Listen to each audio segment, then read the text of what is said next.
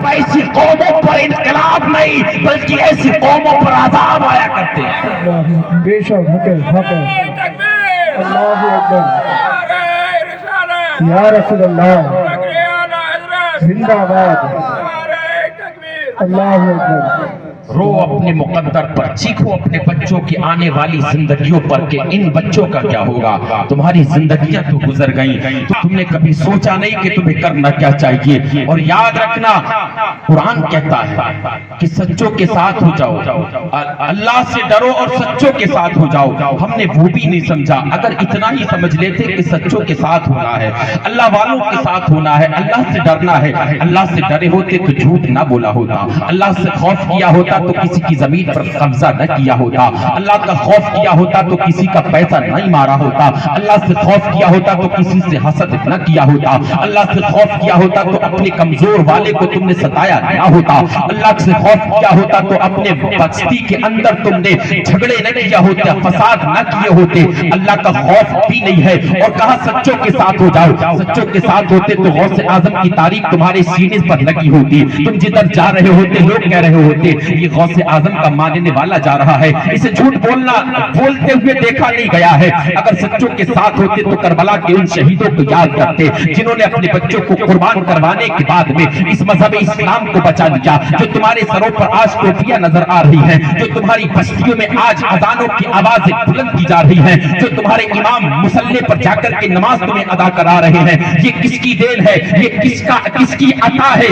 یہ خاندان نبی کی عطا ہے۔ اگر کربلا کے میدان میں امام حسین نے بچوں کو نہ کٹایا ہوتا، اگر علی اصغر کے جسم پر اگر علی اصغر کے حلق پر تیر نہ چلا ہوتا، علی اکبر کے جسم پر تلوار نہ چلی ہوتی، علی عباس کی بازو کربلا میں نہ کاٹے ہوتے تو آج یہ اسلام نہ ہوتا۔ تم نے علی عباس کی تاریخ کو پڑھا، تم نے حضرت علی اصغر کے دردمندانہ اس گفتگو کو سنا جو کربلا کے میدان میں علی اصغر کے حلق پر خنجر چلا تھا، لیکن اس کے باوجود بھی جب امام سے کہا گیا کوفہ اور بصرہ کی حکومت لے لو، علی کا بیٹا پکار کر کے کہتا ہے مجھے دنیا کی حکومت نہیں چاہیے، لیکن یاد رکھنا تمہیں صرف دنیا کی حکومت چاہیے، اس کے علاوہ تمہیں دین نہیں چاہیے۔ اگر دین تم نے بچایا ہوتا تو تمہارے حالات یہ نہ ہوتے۔ اب جیو بزدلی کی زندگی۔ دنیا آج تمہیں کس انداز سے دیکھ رہی ہے؟ تمہیں ہونا کیا چاہیے تھا؟ کیا تم نے صلاح الدین ایوبی کی تاریخ کو بھلا دو گے؟ کیا تم ابن طارق بلجاد کی ان کشتیوں کو جلانے کو بھلا دو گے؟ تمہاری تو یہ باتیں بھی سمجھ میں نہیں آتی ہے کیونکہ تم نے تاریخ کو پڑھا نہیں ہے۔ یاد رکھنا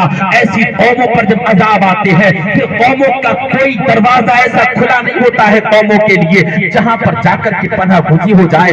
ابھی وقت ہے پلٹ کر کے آ جاؤ اور دنیا کو بتا دو کہ خدا کی قسم ہم غوث اعظم کے ماننے والے ضرور ہیں، لیکن غوث اعظم کو مانتے ہی نہیں ہیں بلکہ ان کی تعلیم پر بھی ہم عمل کریں گے۔ والدین کو بھی چاہیے، غوث اعظم کا ذکر کر رہے ہو، غوث اعظم کے والد کو دیکھو ذرا جا کر کے، تاریخ پکار کر کے کہتی ہے بارہا تم نے سنا ہوگا غوث اعظم کے والد نے روزہ رکھا، گھر سے نکل کر کے باہر چلے گئے، روزہ افطاری کا وقت ہونے والا ہے، حضور غوث اعظم کے والد سید حضرت موسیٰ جنگی دوست رحمۃ اللہ علیہ جنگل کی طرف نکلے، ندی پر پہنچ گئے، انتظار کر رہے ہیں افطاری کا وقت ہوگا تو کچھ کھا کر کے افطاری کر لوں گا۔ اللہ اکبر کبیرہ، ندی کے کنارے پر بیٹھے ہیں، اٹھ کر کے چل دیے، پھر بیٹھ گئے، اچانک دیکھا اسی ندی میں ایک بہتا ہوا سیب نکل کر کے آیا، اس کو آگے بڑھ کر کے ہاتھ میں اٹھا لیا، سیب کو جنابے والا افطاری کا جب وقت ہوا غوث اعظم کے والد نے اس کو تناول فرما لیا، تناول فرمانے کے بعد میں مغرب کی نماز ادا کی ہے، مغرب کی نماز پڑھ لینے کے بعد میں حضور غوث اعظم کے والد کے ذہن میں سوال آیا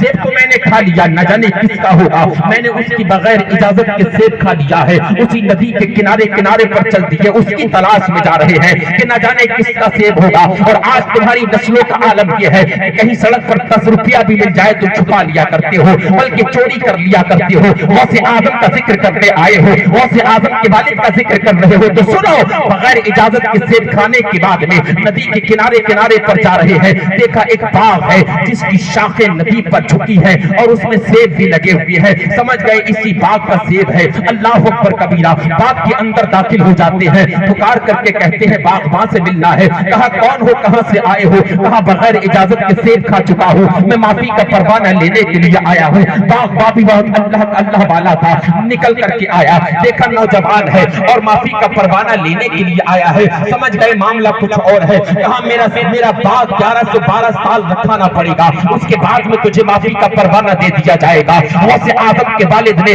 بغیر کسی شرط کے 11 سے 12 سال تک بات کو رکھا دیا۔ ایک دن ایسا آیا، وقت مکمل ہو گیا، آنکھوں میں خوشی لیے ہوئے دوڑ کر کے آئے ہیں، باغباں کے پاس پکار کر کے کہا مجھے معافی کا پروانہ دے دیجیے، کیونکہ میرا 11 سے 12 سال کا جو ٹائم رکھا گیا تھا وہ پورا ہو چکا ہے۔ اللہ اکبر کبیرہ تاریخ پکارتی ہے مسلمانوں، یہ تمہارے بزرگوں کی تاریخ ہے۔ اللہ اللہ کہا معافی کا پروانہ دے دو۔ غوث اعظم کے والد نے جب یہ کہا ہے تو باغباں نے کہا معافی کا پروانہ نہیں مل سکتا ہے، بلکہ اس کے پیچھے ایک شرط اور بھی ہے، اگر اس کو منظور کرو گے تو معافی کا پروانہ مل جائے گا۔ غوث اعظم کے والد نے مسکرا کر کے فرمایا بتاؤ وہ اب کون سی شرط ہے؟ کہا میری ایک بیٹی ہے جو آنکھوں سے دیکھ نہیں سکتی ہے، جو پیروں سے چل نہیں سکتی ہے، جو ہاتھوں سے پکڑ نہیں سکتی ہے، جو بول نہیں سکتی ہے، اس بیٹی کے ساتھ میں تمہیں نکاح کرنا پڑے گا۔ غوث اعظم کے والد نے سوچا اللہ اکبر کبیرہ، آخر ماجرا کیا ہے؟ جو بچی دیکھ نہ سکے، جو بول نہ سکے،